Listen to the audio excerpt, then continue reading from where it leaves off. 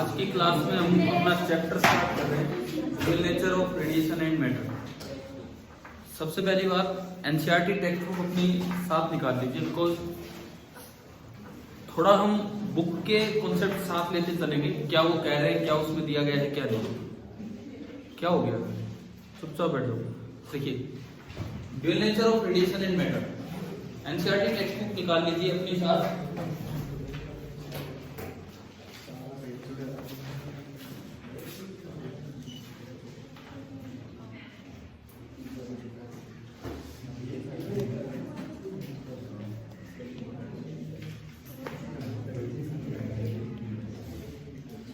भाई आपको क्या पूरी क्लास का ध्यान रखना होता है?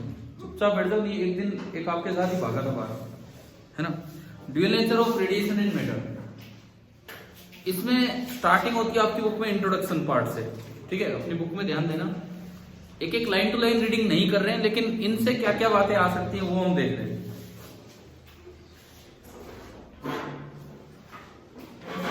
अब शुरुआत यूं होती है कि भाई ये इलेक्ट्रॉन जब डिस्कवर हुए, तो क्या जे थॉमसन ने ही इलेक्ट्रॉन डिस्कवर किए थे? उससे पहले भी हो चुके थे, और ऐसे कैथोड रेज की तरह से वो चीजें दिमाग में थी कि भी कोई कैथोड रेज जैसी चीजें होती। तो इसमें दिया गया है, आप कुछ ये लाइनें अंडरलाइन करते चलो। जैसे तीसरी चौथी लाइन के बाद है, the discovery of X rays by Roentgen in 1895 and electron by J Thomson in 1897। At least हमें ये पता होना चाहिए कि 1895 में तो एक्स रेज की डिस्कवरी हुई थी, एंड 1897 में प्रॉपरली नाम दिया गया था इलेक्ट्रॉन। 1897 में इलेक्ट्रॉन नाम रख दिया गया था, लेकिन वो रेज पहले ही पता लग चुकी थी। अच्छा, ये कैसे क्या डिस्कवरी हुई थी? एक कैथोड रे क्या थी? कैथोड रे किन्हें बोलते थे? सिंपली कैथोड रे हम किन्हें बोला करते थे कि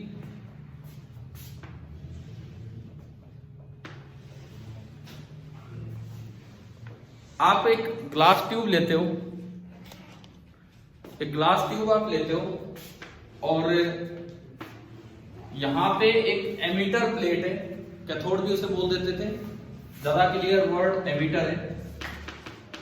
यहां पे एक एमीटर प्लेट है, आप कोई लाइट नहीं डालते हो भाई, लेकिन आप वोल्टेज प्रोवाइड करते हो।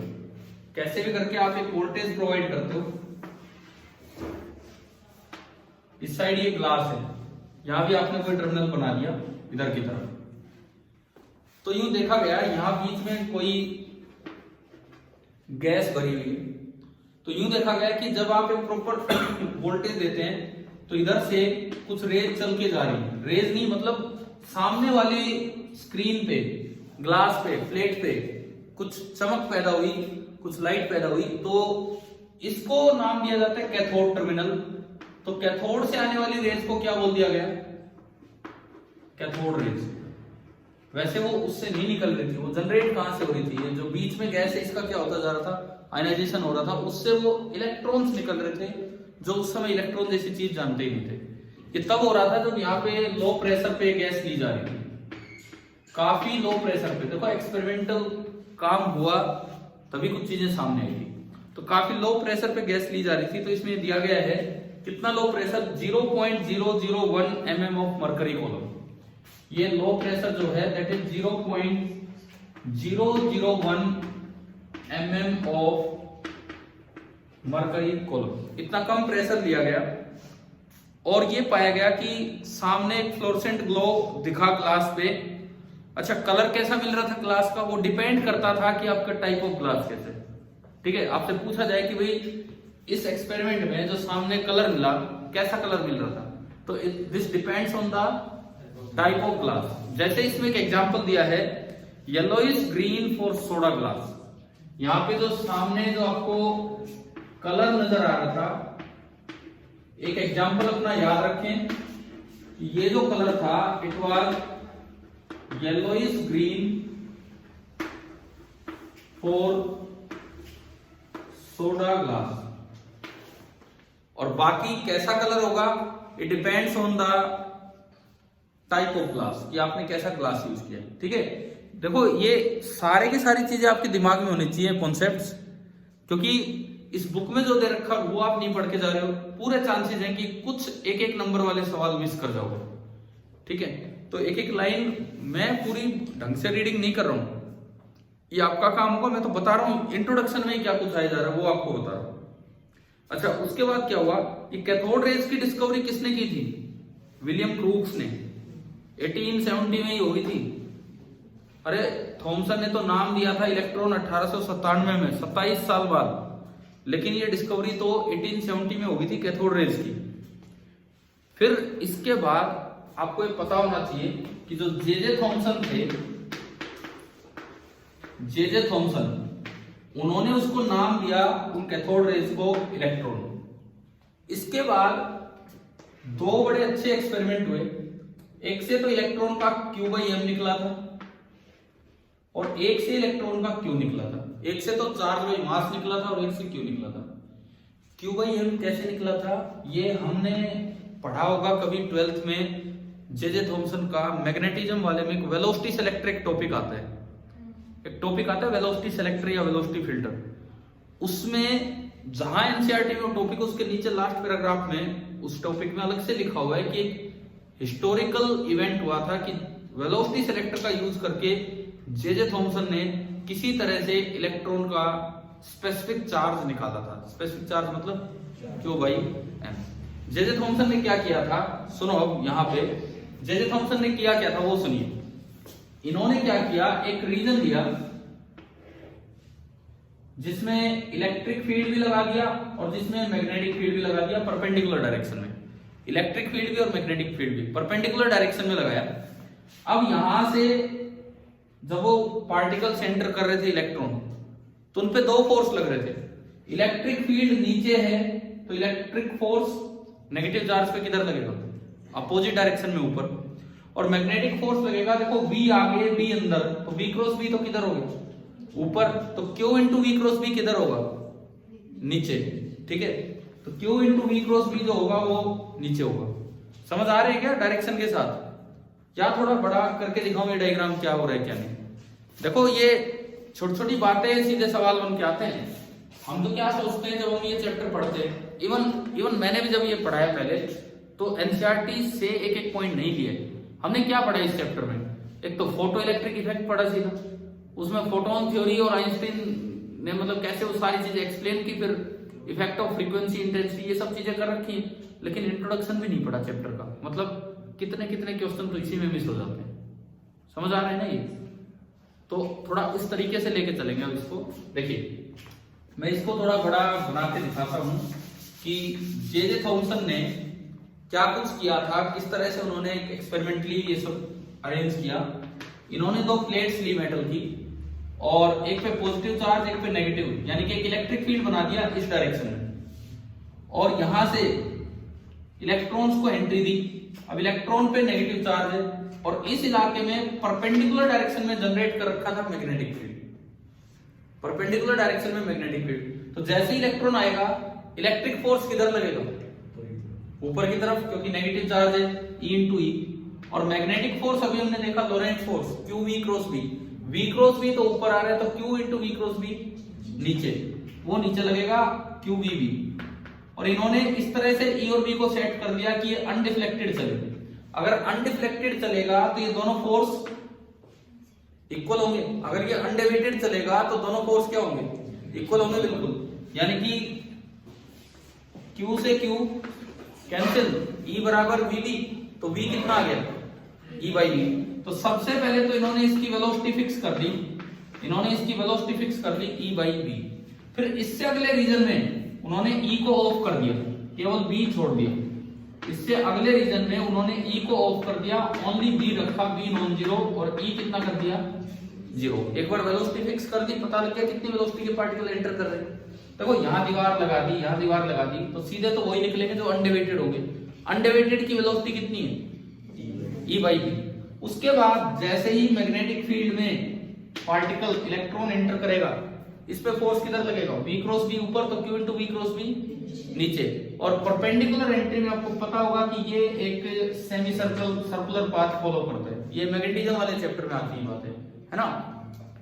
ये रेडियस स्क्रीन पे दिख रहा था, रेडियस उन्होंने मेजर किया r, और हम अगर जानते हो कि मैग्नेटिज्म वाले चैप्टर में इस रेडियस का फॉर्मूला होता था mv अपॉन qb, तो यहां से q बाई m कितना आया v अपॉन rb, और v की वैल्यू कितनी है e बाई b, तो v की जगह जब e बाई b रखा तो जो q बाई m आया इलेक्ट्रॉन का वो आ गया e, v की जगह क्या रखा e by b, e upon r into B square.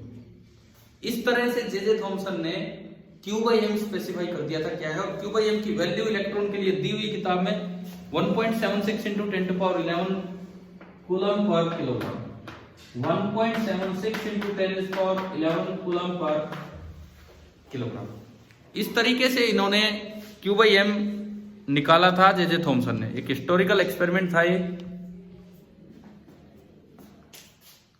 देखो ये जो इंट्रोडक्शन वाला पेज है इसकी लास्ट लाइन पढ़ते हैं हम किताब से। इंट्रोडक्शन वाले पेज की आखिरी कुछ लाइन है, by applying mutually perpendicular electric and magnetic field, मिल गया ये इंट्रोडक्शन वाले पेज की last line, by applying mutually perpendicular electric and magnetic fields across the discharge tube, J Thomson was the first to determine experimentally the speed and the specific charge of the cathode ray particle. पहले speed कैसे निकाली, speed first reason में क्या निकली है speed, और second reason में क्या निकाल दिया specific charge Q by m. समझ रहे हो ना, एक एक लाइन समझ आनी चाहिए। ये लिखता है कि J Thomson was the first to determine experimentally the speed तो यहां निकाल दी, कैसे निकाली वो ये निकाली, एंड स्पेसिफिक चार्ज, वो स्पेसिफिक चार्ज कैसे निकाला वो इस रीजन में निकाल दिया। क्लियर हो रहा है ना ये लाइन, ठीक है। हम तो यूं ही पढ़ के छोड़ देते भाई ठीक है निकाली होगी, अरे पता तो होना चाहिए भाई, क्या पता किस पे क्या क्वेश्चन बन के आएगा। उसके बाद देखो of the cathode ray particles they were found to travel with speeds ranging from about 0.1 to 0.2 times the speed of light. ये बात भी हमें याद होनी चाहिए कि जो कैथोड रे पार्टिकल, जो इलेक्ट्रॉन चल रहे थे, जो भी ये कैथोड रे एक्सपेरिमेंट में, उसमें इलेक्ट्रॉन्स की जो स्पीड आ रही थी वो स्पीड नियरली कितनी होती है, इसमें लिखता है 0.1 to 0.2 times c, 0.1 c to 0.2 c। Electrons की स्पीड लगभग कितनी मिल रही थी, कैसे मिल रही थी वो समझ आ गया, ठीक है। उसके बाद and the presently accepted value of E by m ये निकाला, ये इसकी इतनी है 1.76 into 10 to power 11 coulomb per kilogram. चलो ये तो एक काम हुआ था, Q बाई एम निकला था। उसके बाद further the value of E by M was found to be independent of nature of material या metal used as cathode emitter. बोला भाई आप एमिटर कुछ भी यूज कर लो, एमिटर आप कुछ भी यूज कर लो, हर बार E बाई एम यही आ रहा था। और the gas introduced in the discharge tube, gas अंदर हाइड्रोजन भर दो, ऑक्सीजन भर दो, नाइट्रोजन भर दो, मेटल कोई सा भी यूज कर लो, हर बार जब जे थॉमसन वाले एक्सपेरिमेंट से निकाल रहे हैं तो हर बार Q बाई एम की वैल्यू क्या आ रही थी, फिक्स आ रही थी। मतलब ना तो ये वैल्यू इस पर डिपेंड कर रही है कि ये मटेरियल कौन सा है, ना ये गैस कौन सी। इसका मतलब ये तो कोई फंडामेंटल पार्टिकल है जो सब में होता होगा, वो इस बात पे डिपेंड ही नहीं करता कि भाई कौन सा है और कौन सा नहीं है, ठीक है। देखते हैं आगे इसमें। This observation suggested the universality of cathode ray particles. आपसे ये पूछ लिया जाए कि आप ये किस तरह बोल पाए कि कैथोड रे यूनिवर्सल है, कैथोड रे यूनिवर्सल है, ये कैसे कैसे किस तरीके से हमें एहसास हो इस चीज का।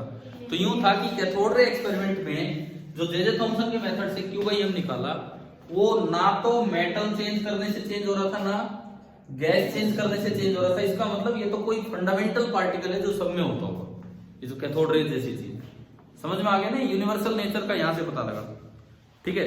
इसके बाद अगला पैराग्राफ आप पढ़ेंगे, मैं वैसे बताता हूं। इसके बाद क्या हुआ था, इसके बाद देखो ये सब तो 1897 के आसपास हो चुका था। उसके बाद 1913 में आर ए मिलिकन ने बहुत ही खतरनाक एक्सपेरिमेंट किया था, बड़ा फेमस एक्सपेरिमेंट है कि क्या बोलते हैं, खतरनाक नहीं, सिंपल था लेकिन फेमस है, ऑयल ड्रॉप एक्सपेरिमेंट, सुना होगा ना। ये आर ए मिलिकन ही थे जिन्होंने आइंस्टीन की थ्योरी को नकारा था, बोले आइंस्टीन तो गलत थ्योरी दे रहा है, बकवास कर रहे हैं। तो आइंस्टीन ने कहा था भाई हिम्मत है तो आप प्रूव करके दिखा दो। तो आर ए मिलिकन ने उनकी थ्योरी को प्रूव किया था गलत इरादों से, वो उसे गलत प्रूव करना चाह रहे थे लेकिन उन्होंने सही प्रूव किया था, इस तरह से हो गया था। और उसके बाद आइंस्टीन को नोबेल प्राइज मिल गया था, ये हुआ था।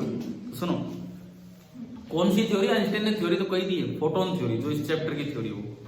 तो मिलिकन ने किसी तरह से चार्ज ऑन इलेक्ट्रॉन निकाला, और देखो मिलिकन ने चार्ज निकाल दिया, और क्यू बाई एम किसने बता रखा है? जे थॉमसन ने। तो जब चार्ज आ जाएगा तो मास भी आ जाएगा। तो इस तरीके से थॉमसन और मिलिकन ने मिलकर इसके बारे में सब कुछ बताया। क्या यहां तक समझ आ रहा है? ऑयल ड्रॉप एक्सपेरिमेंट पता है क्या था? HCF मेथड यूज हुआ था, HCF highest common factor. LCM HCF निकालने आते हैं आपको, या बस नाम ही सुने कभी? हैं? भूल गए होंगे अब तो, कैसे निकालते थे LCM?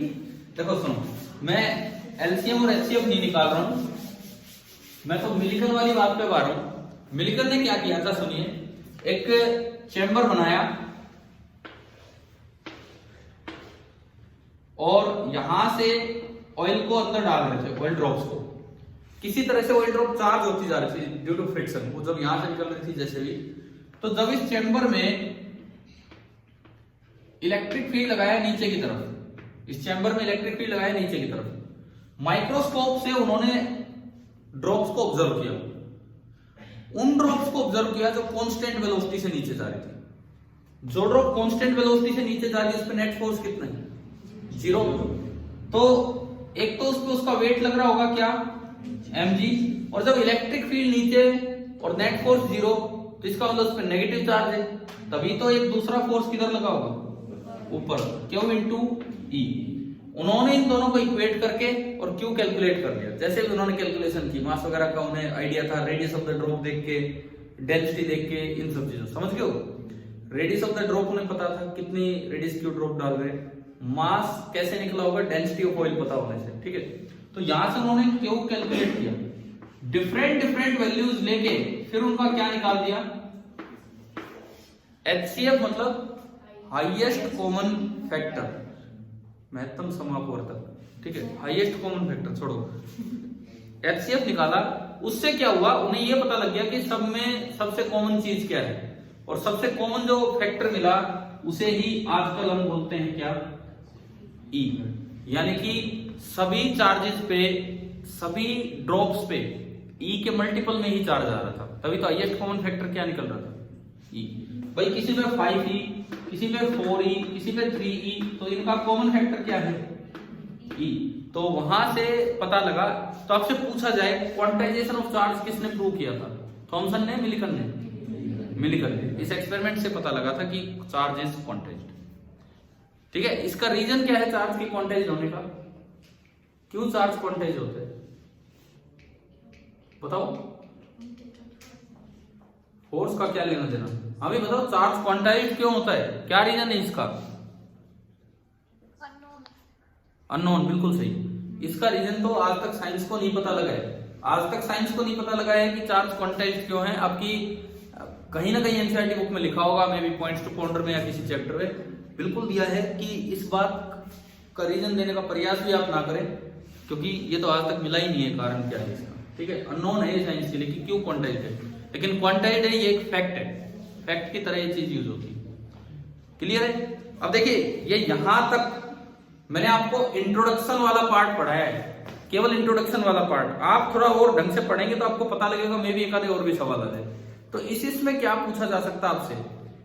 पूछा जाए कि कैथोड रे का क्या मतलब है? कैथोड रेज में कौन से पार्टिकल्स होते हैं? Only electrons. पहली बात ये, ठीक है। दूसरी बात, क्या एक डिस्चार्ज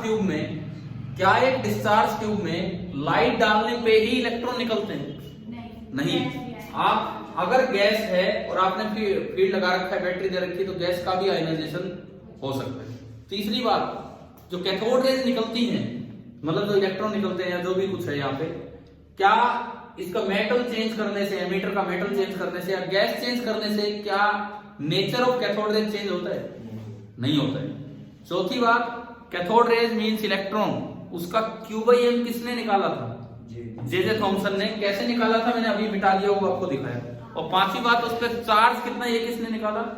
मिलिकन ने, मिलिकन ने, भाई oil drop experiment. Robert Arthur Millikan ने बाई ऑयल ड्रॉप एक्सपेरिमेंट ये निकाला था। उसके बाद चार्ज का क्वांटाइजेशन किसने प्रूव किया? आर ए मिलिकन ने। क्यों होता है चार्ज क्वांटाइज? ये रीजन हमें नहीं पता है आज तक, ठीक है। होता है, एक फैक्ट है, क्या है वो हम समझा सकते हैं, रीजन इसका नहीं पता लगे, ठीक है। ये एक बेसिक फैक्ट है साइंस का। तो इंट्रोडक्शन पार्ट यहां तक समझ आया कि नहीं आया? ठीक है। हाँ, इसी में एक दो बातें और बताई थी कि जो सामने जब ग्लास पे जाके टकराती है तो कलर कैसा दिखता है? It depends on the type of glass. समझ गए हो ना? अगर वो सोडा ग्लास है तो क्या होता है? सोडा ग्लास क्या होता है भाई? होता होगा ग्लास की बताइए। नहीं, मुझे लगा आप केमिस्ट्री में कहीं आता हो, इसलिए पूछ रहा हूं मैं। अगर वो सोडा ग्लास है तो जो कलर दिखेगा वो कैसा दिखेगा? Yellowish green. क्लियर है? अच्छा, ये गैस में अगर आप डिस्चार्ज चाहते हो, मींस स्पार्क्स जनरेट करवाना चाहते हो, तो ये गैस लो प्रेशर पे होनी चाहिए कि हाई प्रेशर पे? Low pressure. क्लियर है ये चीजें? ठीक है। यहीं पे मैं एक वर्ड आपसे पूछूं, स्पार्किंग पोटेंशियल का क्या मतलब होता है? इसमें नहीं आया है नाम। हाँ जी बताओ, कोई भी स्पार्किंग पोटेंशियल का क्या मतलब होता है? वो पोटेंशियल जिसपे गैस जो आयनाइज हो जाए। फर्स्ट टाइम आप पोटेंशियल डिफरेंस बढ़ाते चले, मिनिमम कितना पोटेंशियल डिफरेंस लगाएं कि जिससे गैस का आयनाइजेशन और आपको स्पार्क्स दिखें, उसको क्या बोलते हैं? Sparking potential. किस पे डिपेंड करता है स्पार्किंग पोटेंशियल? मेनली सुनो, स्पार्किंग पोटेंशियल दो बातों पे डिपेंड करता है। एक तो प्रेशर ऑफ द गैस क्या है, और एक दोनों टर्मिनल्स के बीच का सेपरेशन क्या है। दरअसल इसके प्रोडक्ट पे डिपेंड करता है, इसके प्रोडक्ट पे। जो स्पार्किंग पोटेंशियल को मैं अगर V से डिनोट करूं, this is some function of product of pressure of the gas and distance between the two electrodes. और ये बात बताने वाले थे पासन, नाम तो सुना ही होगा। कहां पे? कहां पे? तो सीरीज, जो आपकी सीरीज चलती है, लाइमन सीरीज, लॉमर सीरीज, उसमें नाम है। तो इन्होंने ये बताया था कि मिनिमम पोटेंशियल डिफरेंस कितना देना पड़ेगा, वो डिपेंड करता है product of pressure of the gas and distance between the electrode. अब अगर यूं आ जाए सपोज कि डिस्टेंस बिटवीन द इलेक्ट्रोड तो आधा कर दिया और प्रेशर डबल कर दिया, तो बताओ स्पार्किंग पोटेंशियल पे क्या फर्क पड़ेगा? सेम रहेगा, क्योंकि P इंटू डी क्या रखा आपने? सेम रखा है। समझ गए? ये पॉइंट्स इसमें यहां नहीं दे रखे थे, तो आप अपना उसमें ऐड कर सकते हो कि जो स्पार्किंग पोटेंशियल जैसी जो चीज है, जहां स्पार्किंग पैदा होगी, वो pressure of the gas into separation between the electrodes पे डिपेंड करता है। और ये बात बताने वाले थे पासन लॉ भी बोल देते हैं कई बार, ठीक है। वो लॉ नहीं लिख रहे हम तो बस इतना बता रहे कि इस पे डिपेंड करता है। अब हम इसमें इंट्रोडक्शन के बाद आगे बढ़ते हैं इलेक्ट्रॉन एमिशन। इंट्रोडक्शन के बाद हम आगे बढ़ते हैं इलेक्ट्रॉन एमिशन। मैं फिर से कह रहा हूं, चैप्टर हम उस तरीके से नहीं पढ़ रहे जैसे पहले पढ़ा था। पहले पढ़ा वो टॉपिक मेन लिए थे, अब देख रहे हैं छोटी छोटी बातें क्या क्या बची हुई है वो सब। इलेक्ट्रॉन एमिशन, भाई आप क्यों बताओ, जनरली इलेक्ट्रॉन क्यों नहीं निकल पाता मेटल की सरफेस से, जबकि इलेक्ट्रॉन तो फ्री होता है मेटल में, एटम से तो बंधा ही नहीं होता। कारण इसका यही पूछ लिया जाए कि जब एटम के साथ इलेक्ट्रॉन बंधा ही नहीं है, तो मेटल की सरफेस में जब इलेक्ट्रॉन फ्री है तो वो अपनी सरफेस को क्यों नहीं छोड़ पा रहा है? एनर्जी उसके पास नहीं, एनर्जी के टर्म्स में तो एक अलग हिसाब किताब हो गया, वो तो हम किसी भी चीज को एक्सप्लेन करते हैं और थोड़ी प्रॉपर एक्सप्लेनेशन। देखो लाइन पढ़ते हैं हम, इसी में आप आओ। The free electrons can not normally escape out of metal surface. Topic 11.2 electron emission. इससे आगे लिखता है if an electron attempts to come out of the metal, अगर एक इलेक्ट्रॉन मेटल से बाहर आने की कोशिश करे, if an electron attempts to come out of the metal surface acquires a positive charge. भाई इलेक्ट्रॉन और सारा मिलके न्यूट्रल होता है मेटल, अगर इलेक्ट्रॉन उसमें से बाहर निकलेगा, न्यूट्रल चीज में से इलेक्ट्रॉन बाहर निकलना चाहेगा, तो बची हुई तो कैसा चार्ज आ गया? पॉजिटिव।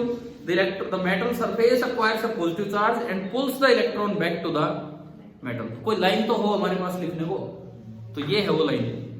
कि भाई जब मेटल की सरफेस पे इलेक्ट्रॉन फ्री होता है तो नॉर्मली वो अपनी सरफेस को क्यों नहीं छोड़ पाता। तो उसका कारण ये है कि जब इलेक्ट्रॉन अपनी सरफेस में से निकलने का प्रयास करेगा तो जैसे इलेक्ट्रॉन बाहर निकलना चाहेगा, बदले में मेटल सरफेस कैसे हो जाएगी, पॉजिटिव, क्योंकि इलेक्ट्रॉन डेफिशिएंसी हो रही है और पॉजिटिव नेगेटिव को अपनी तरफ अट्रैक्ट कर लेगा ना। तो क्या फोर्स लगता है तो हमेशा वो चीज निकल ही नहीं सकती। समझ गए हो क्या? फोर्स तो केवल उसका रिटार्डेशन कर सकता है, उसे रोक सकता है, पता नहीं वो सफिशिएंट फोर्स है कि नहीं है, लेकिन नॉर्मली क्यों नहीं निकलता ये उसका कारण है। ठीक है, आगे देखें इसके बाद। ठीक है, ये सब आप पढ़ना अपने आप। अब इसमें एक टर्म आती है नीचे, वर्क फंक्शन। वर्क फंक्शन का क्या मतलब है? वर्क फंक्शन फोर्स होता है कि एनर्जी होती है? एनर्जी। एक इलेक्ट्रॉन को बाहर निकालने के लिए कम से कम कितनी एनर्जी आप दें कि वो उस फोर्स को ओवरकम करके बाहर आ जाए, उसे क्या बोलते हैं? मेटल का वर्क फंक्शन। ठीक है, हम बोर्ड के लिए 12th के लिए इतना याद रखें, लेकिन सच्चाई ये है वर्क फंक्शन जितनी एनर्जी देने पे भी इलेक्ट्रॉन बाहर नहीं आता है। सच्चाई तो ये है उससे थोड़ी ज्यादा भी एनर्जी देते तब भी बाहर नहीं आता है, अच्छी खासी एनर्जी देने पे बाहर आता है। लेकिन इन सच्चाइयों को छोड़िए, हमें जो यहाँ बोला गया है वही हम याद करके चले। अभी हमारे लिए न्यूमेरिकल्स में और इन सब में हमारे लिए ये बात रहेगी कि वर्क फंक्शन जितनी भी एनर्जी अगर आपने दी तो इलेक्ट्रॉन अपनी मेटल सरफेस को छोड़ के बाहर आ जाएगा। ठीक है, वर्क फंक्शन की यूनिट क्या होती है? Electron volt. जूल वगैरह में नहीं देते, इसकी वैल्यू जनरली दी ही किस में जाती है? इलेक्ट्रॉन वोल्ट में। और एक इलेक्ट्रॉन वोल्ट में कितने जूल होते हैं? 1.6 इंटू 10⁻⁻90। देखिए, एक इलेक्ट्रॉन वोल्ट 1.6 इंटू 10⁻⁻19 जूल। और एक इलेक्ट्रॉन को बाहर निकालने के लिए कम से कम कितनी एनर्जी देनी होगी? वो इलेक्ट्रॉन वोल्ट पे कुछ वैल्यूज होती हैं वर्क फंक्शन की, जो आगे टेबल भी दिया, अभी चलेंगे उस पे।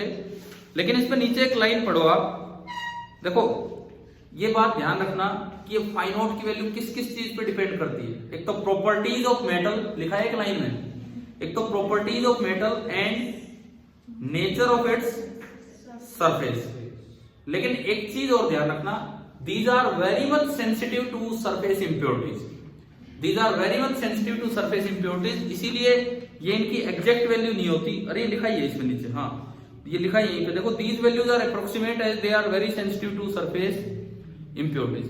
मतलब अगर थोड़ी भी impurity आ गई तो ये वैल्यू क्या हो जाती है? चेंज हो जाती है। तो आपसे पूछा जाए वर्क फंक्शन किन किन फैक्टर्स पे डिपेंड करता है? 3 बता के आएंगे आप। पहला प्रॉपर्टीज ऑफ मेटल, मेटल कैसा है। दूसरा नेचर ऑफ सरफेस, सरफेस कैसी है, क्या उस पर कोई कोटिंग कर रखी है नहीं कर रखी है। ठीक है, कुछ ऐसी कोटिंग होती है उनसे वर्क फंक्शन कम हो जाता है। और तीसरा इम्प्योरिटीज, सरफेस इम्प्योरिटीज। उसके बाद सुनो, वैल्यू याद नहीं करनी, लेकिन ये याद करना है कि वर्क फंक्शन हाईएस्ट किस मेटल के लिए? प्लेटिनम। वैल्यू याद मत करो, 5.65 इलेक्ट्रॉन वोल्ट अप्रोक्सीमेट वैल्यू। और लोवेस्ट किसके लिए? सीजियम के लिए। ये लिखा है आपकी किताब में, तो एटलीस्ट ये याद रखें। मैच द कॉलम टाइप सवाल बन के आ सकता है, मैच द कॉलम टाइप, उसमें मैच करवा ले हाईएस्ट लोएस्ट इस तरह से। तो प्लेटिनम के लिए हाईएस्ट है और सीजियम के लिए लोएस्ट है। ठीक है, अब बात ये आती है कौन कौन से तरीके हैं जिनसे इलेक्ट्रॉन को बाहर निकाला जाता है। ये लिखता है 3 प्रोसेसेस हैं जिनसे इलेक्ट्रॉन को बाहर निकाला जाता है। अब मैं उन पे आता हूं। ये टेबल है, ये तो बस देखने के लिए, हमें याद नहीं करनी है। इसमें हाँ टेबल में एक चीज आप देख सकते हो, शुरुआत कहां से हो रही है? सीजियम से, और खत्म कहां पे हो रही है? प्लेटिनम पे। तो एक के लिए तो मिनिमम है और एक के लिए मैक्सिमम, बीच में कुछ भी हो सकता है। ठीक है, अब देखो 3 तरह के एमिशन क्या क्या बताए बुक ने, किस किस तरीके से इलेक्ट्रॉन बाहर आ सकता है। थर्माइनिक एमिशन, फील्ड एमिशन या फोटो इलेक्ट्रिक एमिशन। क्या क्या मतलब इन तीनों बातों का? थर्माइनिक एमिशन मतलब हीट दे के इतनी एनर्जी दे दो कि वर्क फंक्शन क्रॉस हो जाए और इलेक्ट्रॉन बाहर आ जाए। फील्ड एमिशन क्या होता है? बहुत ही स्ट्रॉन्ग, इतना स्ट्रॉन्ग इलेक्ट्रिक फील्ड लगा दो कि ये मेटल है, इतना स्ट्रॉन्ग इलेक्ट्रिक फील्ड लगा दो नियरली 10⁸ वोल्ट पर मीटर का, कि जो इलेक्ट्रॉन है उन पे इधर आके इकट्ठे हो जाए और इतना तगड़ा फोर्स लग रहा हो कि वो अपनी सरफेस को छोड़ के भाग जाए। ये होता है फील्ड एमिशन। और इलेक्ट्रिक फील्ड जरूरी है, मैग्नेटिक फील्ड भी लगा ना। देखो मैग्नेटिक फील्ड कभी भी रेस्ट वाली चीज पे फोर्स नहीं लगा पाता है। ठीक है, हम इलेक्ट्रोस्टैटिक्स की बात कर रहे हैं, मतलब हमने इसको कनेक्ट नहीं किया कहीं, मैंने बैटरी से कनेक्ट थोड़ी किए, हमें इलेक्ट्रोस्टैटिक मतलब सिंपल एक कंडक्टर ले लिया, तो उसके अंदर तो इलेक्ट्रॉन एट रेस्ट है, रैंडम मोशन से कभी कोई फर्क नहीं पड़ता, वो इधर उधर वाला उसको छोड़ो, तो इलेक्ट्रॉन एट रेस्ट है, तो क्या मैग्नेटिक फील्ड का कोई असर होगा? नहीं होगा। तो ओनली आप क्या लगाएंगे? इलेक्ट्रिक फील्ड, एक स्ट्रॉन्ग इलेक्ट्रिक फील्ड लगाएंगे लगभग 10 की पावर 8 वोल्ट पर मीटर का, और उससे इतना फोर्स लगेगा कि इलेक्ट्रॉन अपनी सरफेस को भी छोड़ के बाहर आ जाएगा। और तीसरा जो कि इस चैप्टर में डिटेल में पढ़ना है, कौन सा? फोटो इलेक्ट्रिक एमिशन, और इसमें लिखता है when light of suitable frequency, एक कट ऑफ फ्रीक्वेंसी हम पढ़ेंगे, एक सूटेबल फ्रीक्वेंसी की लाइट अगर आप मेटल सरफेस पे डालोगे तो इलेक्ट्रॉन बाहर आ जाते हैं, और वो जो इलेक्ट्रॉन बनते हैं उन्हें बोलते हैं फोटो इलेक्ट्रॉन। भाई ये भी आ सकता है ऐसे सवाल, नेम द 3 मेथड्स या name the 3 processes by which the sufficient energy can be supplied to free electron so that they can come out. तो आपके दिमाग में आना चाहिए 3 कौन से, यहाँ हमारे दिमाग में कौन सी 3 बातें आई? एक तो थर्माइनिक एमिशन, एक फील्ड एमिशन, और एक फोटो इलेक्ट्रिक एमिशन। अब इसके बाद सुनिए, आपके 12th क्लास का जो सिलेबस है, सीबीएसई सिलेबस, उसमें बड़ा क्लियर लिखा हुआ है टॉपिक, गिनती के 5 तो टॉपिक है इस चैप्टर में, उसमें एक टॉपिक बड़ा क्लियर लिखा हुआ है, Hertz observation and Hallwachs and Lenard's observation. तो यार अब हमें तो पता ही नहीं कौन सी तो हर्ट्ज की ऑब्जर्वेशन है, क्या है क्या नहीं। आप पूरा फोटो इलेक्ट्रिक एमिशन पढ़ जाओ, तब भी अलग अलग क्या हम पढ़ के जाते हैं कि हर्ट्ज ने क्या ऑब्जर्व किया था, हलवे ने क्या ऑब्जर्व, हलवार्ज ने क्या ऑब्जर्व किया था, और लिनार्ड ने क्या, हमने तो कुछ पढ़ा ही नहीं ना ऐसा। एक बार देखिए, फोटो इलेक्ट्रिक इफेक्ट सबसे पहले ढूंढा था हर्ट्ज ने। आप बड़े क्लियरली देख लेना सिलेबस में, ये पूरे नाम मेंशन है वहां पे, ठीक है। डेविसन जर्मर एक्सपेरिमेंट हट गया इस साल के लिए, इस साल के लिए हटा दिया डेविसन जर्मर एक्सपेरिमेंट। वो जो आप गुंजन आप तो बोल रहे थे कि कल शिक्षा मंत्री ने ये कहा है कि, मैंने फिर वो पढ़ी, उनकी स्टेटमेंट सुनी थी कि उन्होंने क्या कहा है। तो शिक्षा मंत्री ने ये कहा, जैसे किसी बच्चे ने सवाल पूछा, इसीलिए मैंने देखा था क्या बोले। तो शिक्षा मंत्री जी ने ये कहा है कि बच्चे ने सवाल ये पूछा कि भाई इस साल बोर्ड का सिलेबस कम कर दिया, तो क्या नीट और जेईई, नीट की पूछ रही थी वो, तो क्या नीट में उसी में से आएगा या और भी एक्स्ट्रा आएगा? तो मंत्री साहब ने ये कहा है कि भाई देखो, इसीलिए हमने इस साल क्वेश्चंस बढ़ा दिए, नंबर ऑफ क्वेश्चंस बढ़ा दिए, इसीलिए कि जो मिनिमम नंबर ऑफ क्वेश्चन जो होंगे, जितने आपको अटेम्प्ट करने होंगे, वो आपको उस सिलेबस में से मिल जाएंगे जो कि आपका बोर्ड का सिलेबस है। समझ गए? मतलब इंटरनल चॉइस क्वेश्चन नहीं, इंटरनल चॉइस नहीं, जैसे जेईई मेंस की मैं बात करूं, इस साल 30 सवाल कर दिए, 30, उसमें से 25 अटेम्प्ट करने होंगे। अरे वैसे पिछले साल तक 25 आते थे एक सब्जेक्ट में, एक सब्जेक्ट की बात कर रहा हूं मैं, एक सब्जेक्ट की 25 आ रहे थे। इस साल क्या किया, 30 आएंगे, तो 5 आपको चॉइस मिल गई ना। तो हो सकता है कि वो 25 तो उस सिलेबस में से हो जो इस साल हटाया नहीं है, और 5 उस सिलेबस में से हो जो हटा दिया। और क्लैरिटी अभी आएगी 2-4 दिन में, जो भी होगा। लेकिन इसका मतलब ये है कि आपको थोड़ा बहुत तो और भी पढ़ लेना चाहिए। कोई नहीं, हम तो अभी ये बोर्ड लेवल वाला देख रहे हैं। चलिए देखिए, अब ऑब्जर्वेशंस पे आते हैं। हर्ट्ज ऑब्जर्वेशन, ये जो फोटो इलेक्ट्रिक इफेक्ट था, सबसे पहले ढूंढा ही किसने था? हेनरी हर्ट्ज ने। हर्ट्ज ने ही ये इफेक्ट सबसे पहले ढूंढा था। देखिए इसमें क्या लिखता है, हर्ट्ज ऑब्जर्व दैट, एक लाइन है वो देखता हूं मैं।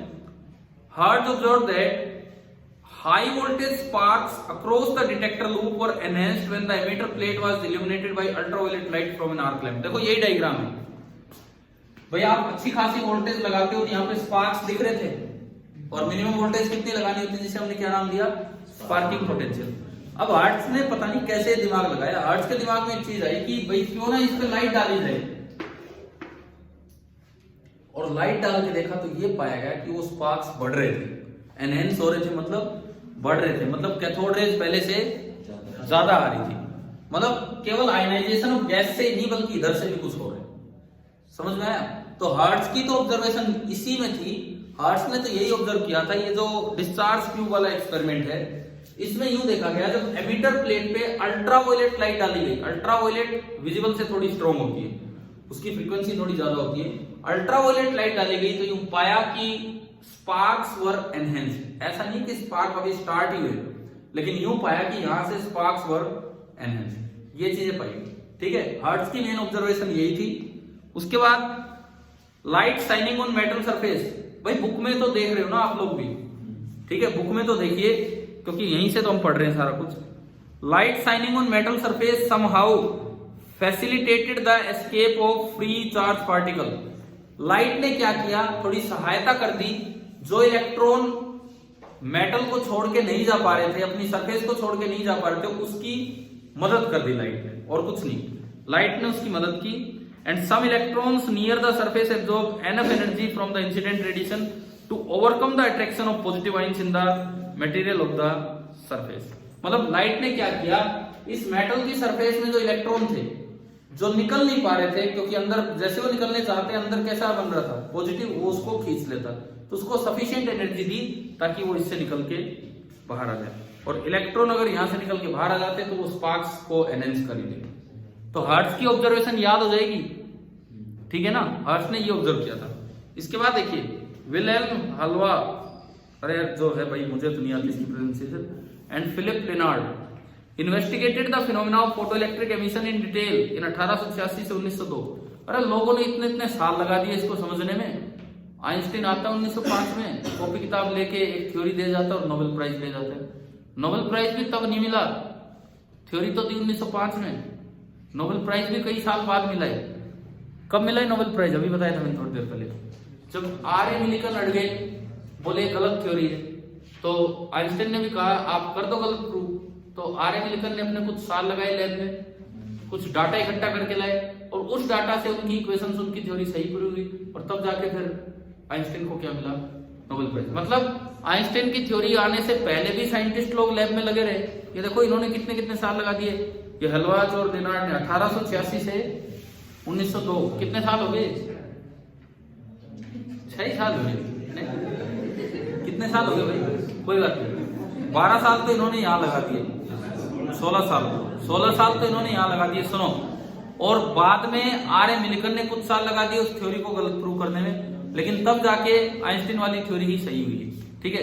देखते हैं इधर लिनार्ड ने क्या ऑब्जर्व किया, वो देखिए। लिनार्ड ऑब्जर्वेशन, आपको तीनों की ऑब्जर्वेशन पता होनी चाहिए, इन तीन साइंटिस्ट की। लिनार्ड ने क्या ऑब्जर्व किया, Lenard observe that when ultraviolet radiations are allowed to fall on the emitter plate of an evacuated glass tube। देखो लिनार्ड ने एक चीज कंफर्म की, ये जो स्पार्क एनहेंस हुए हैं, क्या ये मेटल की वजह से एनहेंस हुए हैं या गैस की वजह से एनहेंस हुए? गैस की नहीं, अरे गलत जवाब देंगे फिर एक ही तो ऑप्शन। सुनो, हर्ट्ज ने ये ऑब्जर्व किया कि जब आप इस पे अल्ट्रावायलेट लाइट डाल रहे थे तो स्पार्क्स और एनहेंस, लेकिन उसमें तो रोल दोनों का हो सकता था। गैस पहले भी आयनाइज हो रही थी, हो सकता है उस स्पार्क ने और तगड़ी आयनाइजेशन कर दी हो, लेकिन एक नई चीज जो उस समय थी, ये भी हो सकता था कि मेटल में से इलेक्ट्रॉन बाहर आ रहे, तो ये चीज वेरीफाई की लिनार्ड ने। देखो लिनार्ड ने क्या ऑब्जर्व किया, आप सुनिए।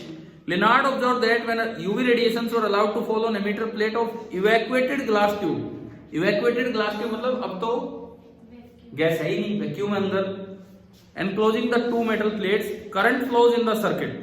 वो फिगर छोड़ो, बाद में देखते हैं। देखो जब डिस्चार्ज ट्यूब में से गैस निकाली गई, डिस्चार्ज ट्यूब में से जब गैस निकाली गई, आप वोल्टेज कितनी आई करते रहो कोई स्पार्क्स नहीं मिल रहे थे, कितनी आई करते रहो कोई स्पार्क्स नहीं आ रहे थे। लेकिन जब लाइट डाली गई एक सफिशिएंट एनर्जी वाली लाइट मेटल पे, तो इसमें से क्या निकले, फिर से स्पार्क्स दिखने लगे। इसका मतलब वो जो स्पार्क्स एनहेंस करवाने वाला काम हर्ट्ज ने ऑब्जर्व किया था, वो गैस को ही आयनाइज कर रहे थे लाइट रे, या मेटल को, मेटल में से इलेक्ट्रॉन निकाल रहे थे। तो लिनार्ड की ऑब्जर्वेशन भी बहुत खास थी, जिसने कंफर्म किया कि ये सब मेटल की वजह से, ठीक है। लिनार्ड वाली ऑब्जर्वेशन याद हो जाएगी क्या है, और जैसे आप यूवी रेडिएशन रोक रहे थे करंट रुक रहा था, वो बताया इसने। अच्छा, these observations indicate that when UV radiation fall on the emitter plate C, जिसको कैथोड बोला है, electrons were ejected by it which were attracted towards the positive collector plate A। इसको कलेक्टर बोल देते हैं या एनोड भी बोल देते हैं, इसको एमिटर बोल देते हैं या कैथोड भी बोल देते हैं। ये पॉजिटिव प्लेट है, वो इलेक्ट्रॉन इसकी तरफ अट्रैक्ट हो रहे थे। अच्छा, उसके बाद the electrons flow through the evacuated glass tube resulting in the current flow, और उससे करंट बन गया, वो ट्यूब में से फ्लो कर रहे थे। The slight falling on the surface of emitter causes current, ठीक है छोड़ो। अब आते हैं हेलवाच वाली ऑब्जर्वेशन पे। देखो तीनों की अलग अलग ऑब्जर्वेशन चल रही है। फिर से मैं पूछ लूं, हार्ट्स ने क्या ऑब्जर्व किया? अगर आप सफिशिएंट एनर्जी की लाइट डालते हैं तो गैस डिस्चार्ज ट्यूब वाले एक्सपेरिमेंट में स्पार्क्स वर एनहेंस। लिनार्ड ने क्या ऑब्जर्व किया?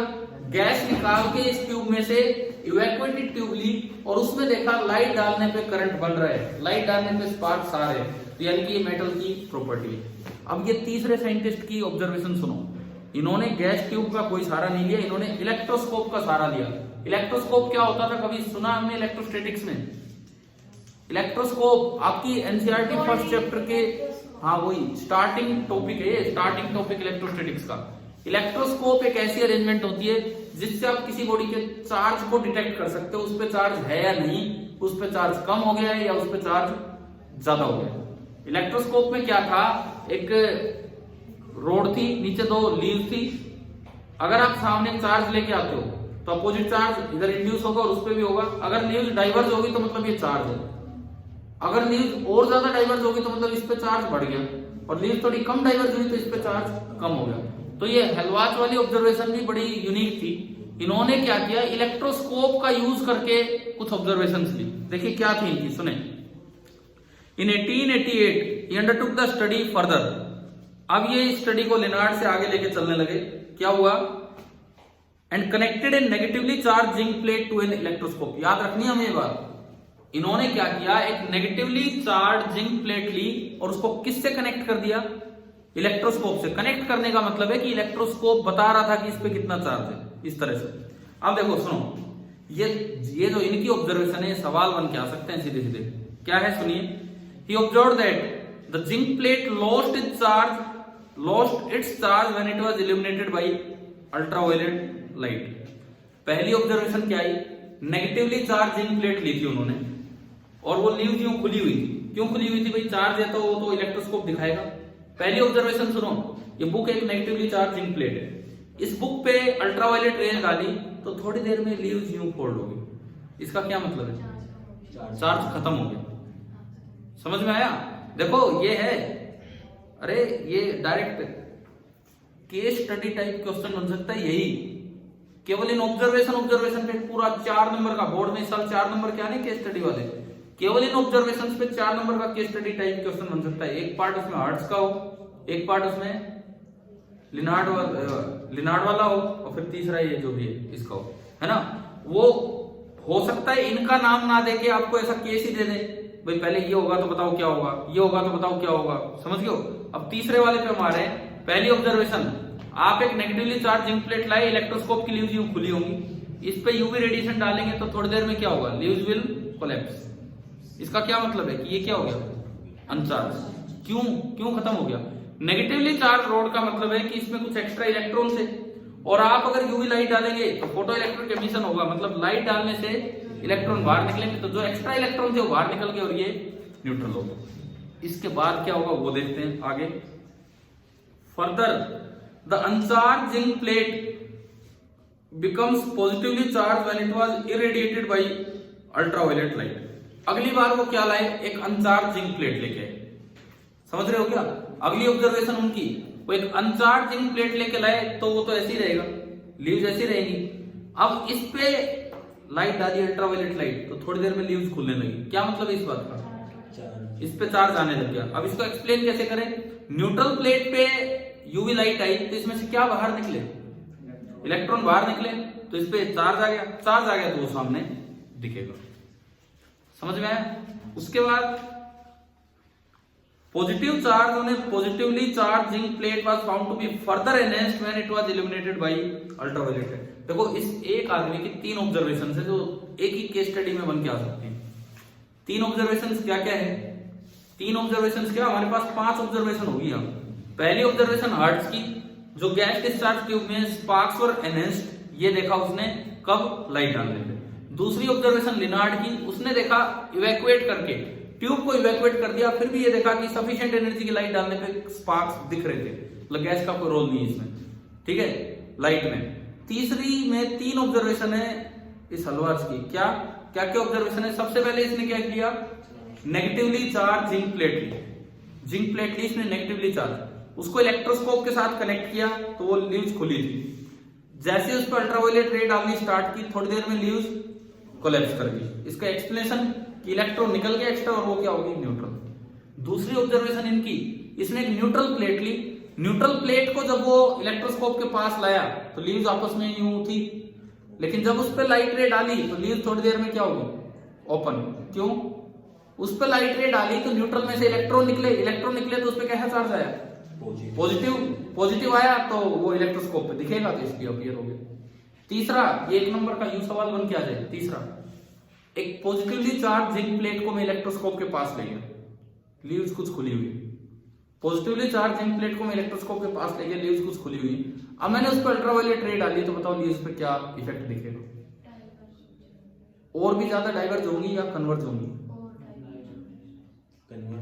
नहीं, डाइवर्ज होंगी। एक पॉजिटिवली चार्ज जिंक प्लेट है, पॉजिटिवली चार्ज जिंक प्लेट है, आप उस पर लाइट रे डाल रहे हो, ठीक है, पॉजिटिवली चार्ज जिंक प्लेट है, आप उस पर लाइट रे डाल रहे हो। इसका क्या मतलब है, इसमें से इलेक्ट्रॉन और निकलेंगे, इलेक्ट्रॉन और निकलेंगे तो पॉजिटिव चार्ज और बढ़ेगा, पॉजिटिव चार्ज और बढ़ेगा तो इलेक्ट्रोस्कोप दिखाएगा, तो लीव्स और भी ज्यादा।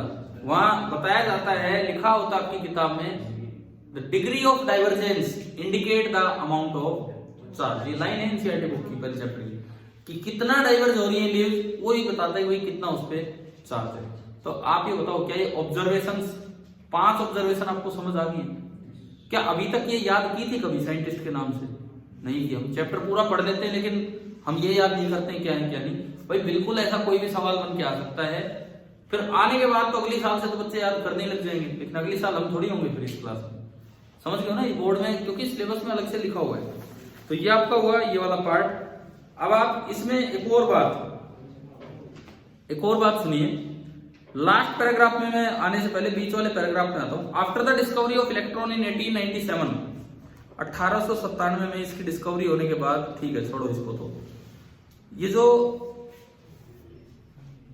हेल्वाज and Lenard also observe that when ultraviolet light fell on emitter plate, no electrons were emitted at all when the frequency of incident light was smaller than a certain minimum value। अब ये किसने बताई ये बात, threshold frequency वाली बात? हेल्वाज और Lenard ने, इन्होंने ही बताया। इन्होंने एक चीज और देखी कि अल्ट्रावायलेट लाइट में भी एक सर्टेन मिनिमम फ्रीक्वेंसी थी किसी भी मेटल के लिए, हर एक मेटल के लिए अलग अलग, ये यूनिवर्सल नहीं है, ये हर एक मेटल के लिए अलग अलग थी कि भाई इतनी फ्रीक्वेंसी से ज्यादा फ्रीक्वेंसी की लाइट डालोगे तो ही इलेक्ट्रॉन बाहर आएगा। अब सवाल इस पे यूं आ जाए कि थ्रेशोल्ड फ्रीक्वेंसी से कम फ्रीक्वेंसी की लेकिन बहुत ब्राइट लाइट हम डाल रहे हैं, थ्रेशोल्ड फ्रीक्वेंसी से कम फ्रीक्वेंसी की लेकिन बहुत ब्राइट लाइट डाल रहे हैं, तो बताओ इलेक्ट्रॉन बाहर निकलेगा कि नहीं निकलेगा? नहीं निकलेगा। ठीक है, सवाल यूं आ जाए कि एक मेटल है उसकी थ्रेशोल्ड फ्रीक्वेंसी उतनी है जितनी येलो कलर की होती है। एक मेटल है उसकी थ्रेशोल्ड फ्रीक्वेंसी इतनी है जितनी येलो कलर की है, और उस पर बहुत ब्राइट रेड लाइट डाली जा रही है, बहुत एनर्जी वाली ब्राइट रेड लाइट, तो बताओ इलेक्ट्रॉन बाहर आएगा कि नहीं आएगा? इसके लिए आपको विबग्योर याद होना चाहिए। विबग्योर में रेड की फ्रीक्वेंसी सबसे कम होती है और वॉयलेट की सबसे ज्यादा, उससे ज्यादा फिर अल्ट्रावायलेट, रेड से कम इंफ्रारेड, येलो बीच में है। तो येलो जितनी अगर उसकी थ्रेशोल्ड फ्रीक्वेंसी है तो रेड की फ्रीक्वेंसी तो येलो से कम है, तो आप कितनी ब्राइट लाइट डाल लो उसमें से इलेक्ट्रॉन बाहर नहीं आने। तो ये जो बीच वाला पैराग्राफ है थ्रेशोल्ड फ्रीक्वेंसी का कॉन्सेप्ट दे रहा हूं, ठीक है। ये बात और ध्यान रखना, ये थ्रेशोल्ड फ्रीक्वेंसी किस पे डिपेंड करती है? लास्ट लाइन इस पैराग्राफ की है, this minimum frequency depends on the nature of material of emitter plate, बस और कुछ नहीं, और कुछ नहीं। ये जो थ्रेशोल्ड फ्रीक्वेंसी है ये केवल और केवल किस पे डिपेंड कर रही होती है? Nature of emitter plate. Last paragraph ये अपने आप में सवाल दे जाएगा आपको, आखिरी पैराग्राफ देखिए। It was found that certain metals like zinc, cadmium, magnesium responded only to ultraviolet light। Visible light डालने पे जिंक हुआ, कैडमियम हुआ, मैग्नीशियम हुआ, इनमें से कुछ नहीं हो रहा था, अल्ट्रावायलेट लाइट पे रेस्पॉन्ड कर रहे थे। However, some alkali metals such as lithium, sodium, potassium, cesium, rubidium, ये वो हैं जिनके वर्क फंक्शन थोड़े कम है, ये वो हैं जिनके वर्क फंक्शन। सीशियम कौन सा है जिसका सबसे कम था? हाँ, they were sensitive even to visible light. भाई ये आपको याद होना चाहिए कि कौन से ऐसे मेटल्स हैं जो विजिबल लाइट डालने पे भी इलेक्ट्रॉन्स निकाल देते हैं, तो दीज आर अल्कली मेटल। ठीक है, अल्कली मेटल पता है ना आपको उस ग्रुप में, वही है। ठीक है, क्या नहीं, कलर की बात नहीं हो रही है, सिंपली विजिबल लाइट पे देखो, विजिबल लाइट पे किसमें से प्रॉपरली स्पार्क्स दिखेंगे, हम उसकी बात कर रहे हैं। अब हो सकता है इनमें एक दो वो भी आ रहे हो, कौन से होते हैं अल्कलीन अर्थ मेटल, कौन से चले जाते हैं, लेकिन अभी हम उन पे नहीं जा रहे। ये लिख रहा है भाई इनमें these are sensitive to visible light, सीधी सी बात है, वर्क फंक्शन कम है तो हल्की लाइट से भी काम चल सकता है। ठीक है, all these photosensitive substances emit electrons when they are illuminated by light after the discovery of electron, इसको नाम दिया फोटो इलेक्ट्रॉन। ये जो इलेक्ट्रॉन निकल के आ रहे थे इनको फोटो इलेक्ट्रॉन बोल दिया, और इस इफेक्ट को क्या बोल दिया, फोटो इलेक्ट्रिक इफेक्ट। तो इस आखिरी पैराग्राफ में से जो सबसे इंपॉर्टेंट बात है, आखिरी पैराग्राफ में जो सबसे इंपॉर्टेंट बात है वो यही है कि जो अल्कली मेटल्स होते हैं उनमें तो विजिबल लाइट से भी इलेक्ट्रॉन निकल सकते हैं। ठीक है, अब देखिए अगला पैराग्राफ, मुझे लगता है यहां तक हमने 2-3 पैराग्राफ ही पढ़े हैं। एक तो इंट्रोडक्शन, एक इलेक्ट्रॉन एमिशन, 2-3 टॉपिक, और एक ऑब्जर्वेशन वाले 3 चीजें याद होते चलनी चाहिए ये चीजें। ठीक है, इसके बाद आता है एक अच्छा सा topic, experimental study of photo electric effect. Experimental study of photo electric effect जो आपने पढ़ा होता है पहले अच्छे खासे डिटेल में, पहले जब भी आपने ये रिवाइज किया है वो ढंग से किया है, दोबारा हम कर लेंगे, कोई नहीं अभी करेंगे। लेकिन इसमें क्या होगा, एक्सपेरिमेंटल स्टडी में हम क्या देख रहे होंगे, ये जो फोटो करंट बन रहा है इसकी डिपेंडेंस देख रहे होंगे 4 चीजों पे। किन 4 चीजों पे, सुनिए। एक तो हम लाइट डालेंगे, उसकी इंटेंसिटी चेंज करेंगे, लाइट की इंटेंसिटी से फोटो करंट पे क्या फर्क पड़ रहा होगा। दूसरी चीज, लाइट की फ्रीक्वेंसी चेंज करेंगे, फ्रीक्वेंसी से फोटो करंट पे क्या फर्क पड़ रहा होगा। तीसरी चीज, जो पोटेंशियल डिफरेंस आप लगा रहे हैं ना, ये इसकी वैल्यू चेंज करेंगे, उससे क्या फर्क पड़ रहा होगा। चौथी चीज, जो मटेरियल ऑफ एमिटर प्लेट आप यूज कर रहे हैं, अगर मैं उसको चेंज करूं तो क्या फर्क पड़ेगा। यानी कि हमारा अगला काम ये है, जो एक्सपेरिमेंटल स्टडी हम पढ़े उसमें हम फोटो करंट पढ़ रहे होंगे, जो भी ये करंट बन रहा है, जो इलेक्ट्रॉन आगे जा रहे हैं, करंट पीछे आ रहा होगा। फोटो करंट का वेरिएशन विद 4 थिंग्स, कौन कौन सी चीजें, आने वाली लाइट की इंटेंसिटी, आने वाली लाइट की फ्रीक्वेंसी, वोल्टेज जो आप यहां से दे रहे हैं, और एक मेटल भी चेंज करेंगे, उससे वो वाले ग्राफ आते हैं जो पैरेलल लाइंस चलती रहती हैं, फोटो इलेक्ट्रिक इक्वेशन, आइंस्टाइन की इक्वेशन, उसके ग्राफ। ठीक है, 4 वेरिएशंस पढ़ने हैं। अब आप यूं बताओ, आपसे पूछ लिया जाए, आपसे ये पूछा जाए कि मुझे इंटेंसिटी ऑफ लाइट वेरी करके इफेक्ट मेजर करना है। ध्यान से सुनो, मैं ये नहीं पूछ रहा इफेक्ट क्या होगा, मेरा सवाल ये है मैं इंटेंसिटी ऑफ लाइट जो इस पे डाल रहा हूं वो कैसे चेंज करूं। इंटेंसिटी ऑफ लाइट को चेंज करने के लिए क्या सोर्स को चेंज करना पड़ेगा, या कैसे चेंज करूं, जो इस एमिटर प्लेट पे जो मैं इंटेंसिटी ऑफ लाइट डाल रहा हूं उसको कैसे चेंज करूं, ये बताओ। उसका तरीका क्या होता है, जो सोर्स है जहां से लाइट आ रही है, या तो उसको पास ले आओ या उसको दूर ले जाओ। लाइट की फ्रीक्वेंसी चेंज नहीं करनी मुझे, लेकिन जो सोर्स ऑफ लाइट है अगर आप उसको पास लाओगे तो इंटेंसिटी बढ़ेगी, दूर ले जाओगे तो इंटेंसिटी कम होगी। जो पॉइंट सोर्स अगर वो है तो उसकी इंटेंसिटी इनवर्सली प्रोपोर्शनल होती है 1/r² के, इनवर्सली प्रोपोर्शनल होती है r² के, डायरेक्टली होती है 1/r² के। तो आप डिस्टेंस को चेंज करोगे तो उससे इंटेंसिटी चेंज होगी। दूसरा सवाल, मुझे फ्रीक्वेंसी ऑफ लाइट चेंज करनी है, मुझे फ्रीक्वेंसी ऑफ लाइट चेंज करनी है, कैसे चेंज करूं, सोर्स ही चेंज करना पड़ेगा। देखो सोर्स तो मेरे पास एक ही है भाई, मुझे तो यूं बोल दिया मेरे पास एक सोर्स है, अब बताओ फ्रीक्वेंसी ऑफ लाइट कैसे चेंज करो। फोटोन, ये क्या हो गया बीच में